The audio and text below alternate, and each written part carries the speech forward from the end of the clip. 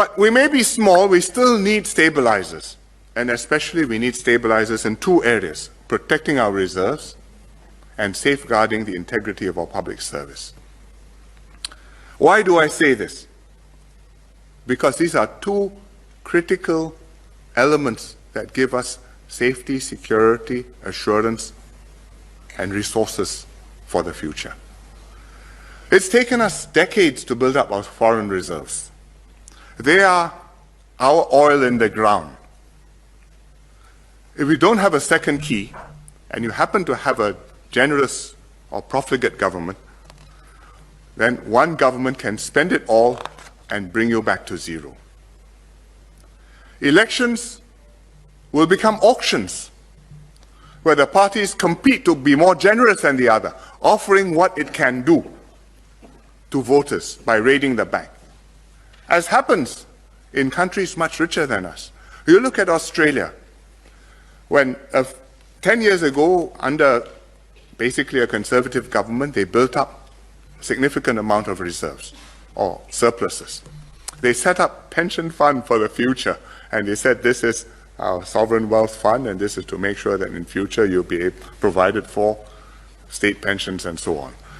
But then came elections, and both parties, whether in government or out of government, because of the dynamic of the situation, they had no choice. One side offers something, the other side offers more, and back and forth. It's an auction. Today, the funds for the future have disappeared. The country is in deficit. The commodities boom is over. The budgets cannot be settled. They have to cut back spending. It's extremely contentious. We are back where they were, all within 10 years. It can happen to Australia with all that wealth and resources. Think what can happen if it's Singapore. That's money. What about people? The whole of our excellence in government, competence, the performance of the country depends on the integrity and the ability of the individuals in the key posts in the public service.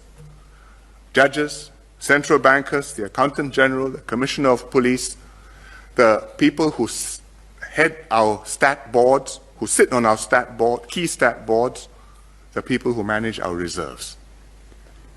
Once corrupt persons get into key positions, that's the end. It's not only the end because they take money and help themselves, because you can stop that and put them in jail. It's the end because they subvert and corrupt the system and make it impossible to root out the cancer, which then becomes entrenched throughout the system. The system is permanently broken. You look at other countries. President SBY, President Yudhoyono of Indonesia, used to lament publicly about the problem he had with what he called the judicial mafia.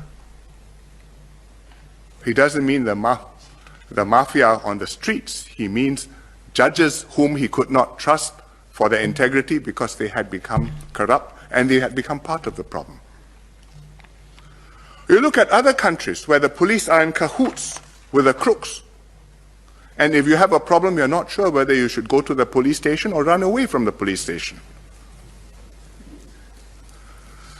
Or you look at countries where those responsible for safeguarding state assets instead raid the bank. As the Malay proverb goes, pagar makan padi. You are the hedge, but you are eating the rice, which you are supposed to protect. To prevent this, or at least to make this harder, this system needs a second key. And the challenge is for us how to ensure this second key strengthens and stabilizes our system of government.